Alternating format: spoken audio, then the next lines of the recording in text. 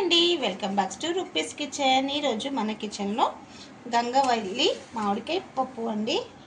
తయారీ విధానం చూద్దామండి. ముందుగా ఒక గ్లాస్ కందిపప్పు ఒక 1 అవర్ పాటు నానబెట్టుకోవాలి అండి. 8 కట్టెలు గంగవల్లి ఆకుకూర అండి. ఇది మంచిగా చిన్నగా కట్ చేసుకొని మంచిగా క్లీన్ చేసేసి గడ్డీలు అలా ఉంటుంది, సో అవంతా తీసేసి ఇలా కట్ చేసుకొని ఒక 2-3 టైమ్స్ మంచిగా వాష్ చేసేసుకోవాలండి.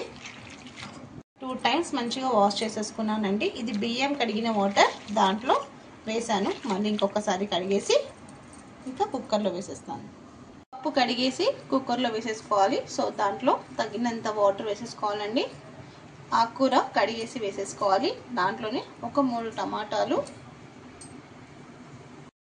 ఈ ఆకుకూరకి కాంబినేషన్ మామిడికాయ అండి. చాలా అంటే చాలా బాగుంటుంది. సమ్మర్లో ఈ ఆకుకూరతో గంగవల్లి పప్పు చేస్తే మామిడికాయ వేస్ట్ చేస్తే సూపర్గా ఉంటుంది. ఇంకా మన బాడీకి కూడా చలవ ఆకుకూర ఇది. సో కొందరికి తెలుసు, కొందరికి తెలీదు కాబట్టి చెప్తున్నాను.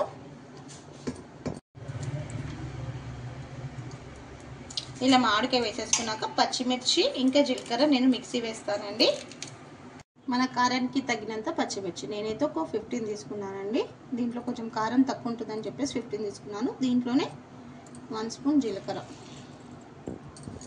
ఇలా పచ్చిమిర్చి జీలకర్ర పేస్ట్ వేసేసుకోవాలి. దీంట్లోనే కొంచెం వెల్లిపాయలు, నేను వెల్లిపాయలు పొట్టు తీసి వేసేసాను. దీంట్లోనే ఒక 1/2 స్పూన్ పసుపు.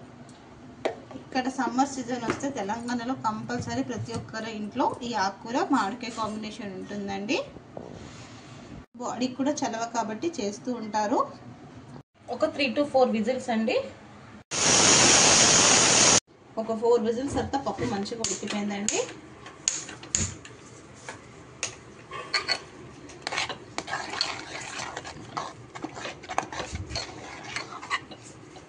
ఇప్పుడు దీంట్లో టేస్ట్కి తగినంత సాల్ట్ వేసుకుందాం.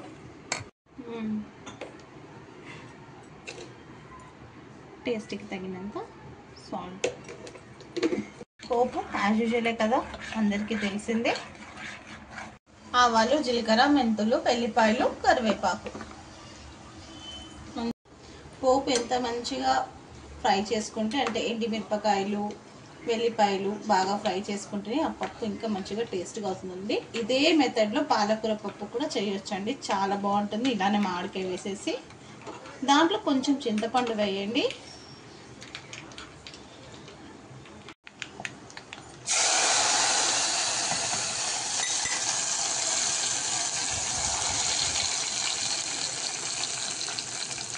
రెసిపీ అయినా లవ్తో కేర్తో చేస్తే సింపుల్ రెసిపీ కూడా సూపర్ రెసిపీ అవుతుందండి.